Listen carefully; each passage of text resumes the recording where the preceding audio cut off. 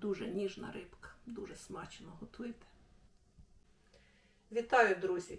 Сьогодні приготую дуже смачну рибку. Ми придбали у нас в райцентрі недорогу, бюджетну та корисну рибку, яка називається пелінгаз. Приготуємо. І як будь-яку рибку, нам її потрібно почистити від луски та нутрощів.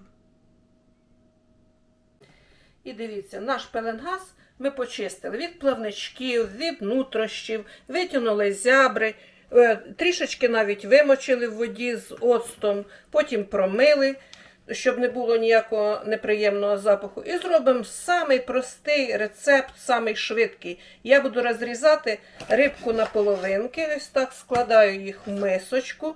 У нас було 1 кілограм 200 грамів риби, на базарі ми купили. Так як ми її почистили, залишилось близько кілограма.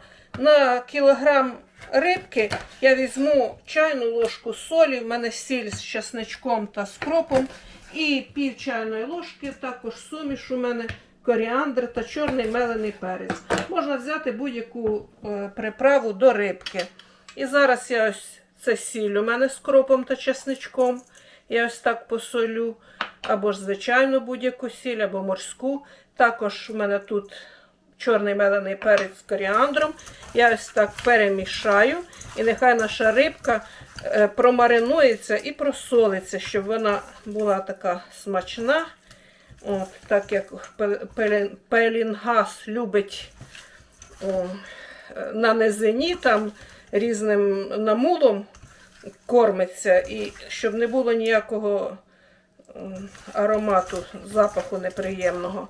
Ось так, нехай маринується. А в мене ось тут 4 середні цибулинки і 1 морква. Цибулю начищу і наріжу півкольцями, і моркву також пошинкуємо або поріжемо. Цибулю нарізаю півкольцями, так як вона в мене середня, можна четверть кільцями. От рибка, це одна з бюджетних пелінгаз у нас, тому що по одній ціні продавали карасики 65 гривень і пелінгаз. Я подумала, що в ньому менше, майже немає мілких кісточок, тому вирішила купити пелінгаз. І він смачний. Моркву я ось так розріжу на 4 частини. І четверть кільцями також наріжу тонесенько. А ще нам буде потрібна або склянка сметани, або склянка томатного соусу, або ложки 2 томатної пасти густої. Почекаємо, щоб рибка замаринувалась хоча б хвилин 20. Розігріваємо олію, наливаємо так, щоб покрило дно нашої сковорідки. І поки олія розігрівається, ми ось так обмакуємо кожен шматочок рибки в борошно пшеничне, можна в кукурудзяне борошно, можна в паніровочні сухарики. Я взяла пшеничне борошно і ось так обмакую кожен шматочок. На розігріту олію викладаємо шматочки риби.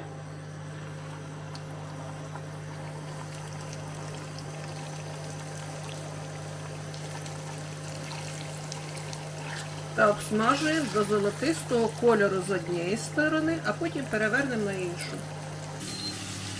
І поки рибка смажиться в сковорідці, ми олію налили в кастрюлю і поряд з рибкою підсмажуємо цибулю. Цибуля смажиться, а рибка вже й зарум'янилась. Перевертаємо шматочки на іншу сторону. Так, нехай також підрумяниться з іншої сторони.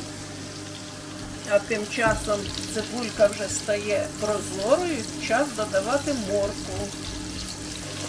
Моркву підсмажимо хвилин 5, щоб вона стала м'якенькою. Перша партія рибки підсмажилася, викладаємо її на блюдо і підсмажимо другу партію рибки.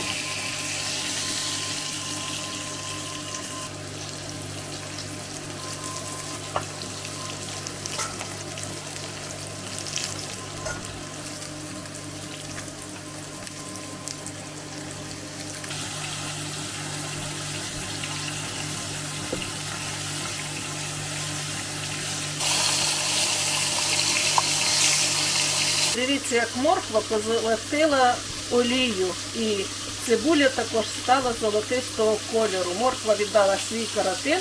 І ми додаємо склянку сметани. Ось ми сметану довели до кипіння і вже час викладати рибку. Викладаємо нашу рибку.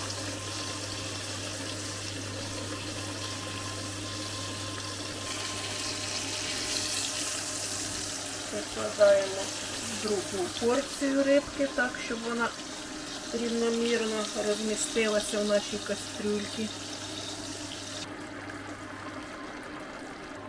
У нас в сковорідці, бачите, вже борошно підсмажилося, воно буде як загущувач в нашому соусі для рибки. І також я сполоснула стаканчик від сметани, щоб нічого в нас не пропало. Доведу це все до кипіння і залью рибку. Вода закипіла і ми заливаємо в кастрюлю.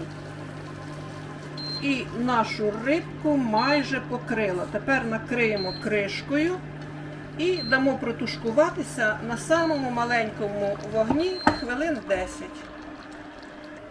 І через 10 хвилин ми додамо, я переламала 2 лаврових листочка, тому що вони були великі, і сушений кріп у мене, можна додати свіжий кріп. Також можна скуштувати ось цей соус, який ось так взяти ложку, я скуштувала, мені солі достатньо. Кому солі недостатньо, можна додати за своїм смаком. І залишаємо ще на 5 хвилин, щоб пройшлося ароматами лаврового листочка та кропу. Ну ось, дорогі наші, рибка настоялась. Подивіться, яка вона ароматна, яка ж вона смачна. Це вам і рибка, і соус. Підійде до будь-якого гарніру, друзі. Хочете, приготуйте пюрешку, хочете, приготуйте рис, або ж да що завгодно. Ми, наприклад, сьогодні приготували гречку. Ось.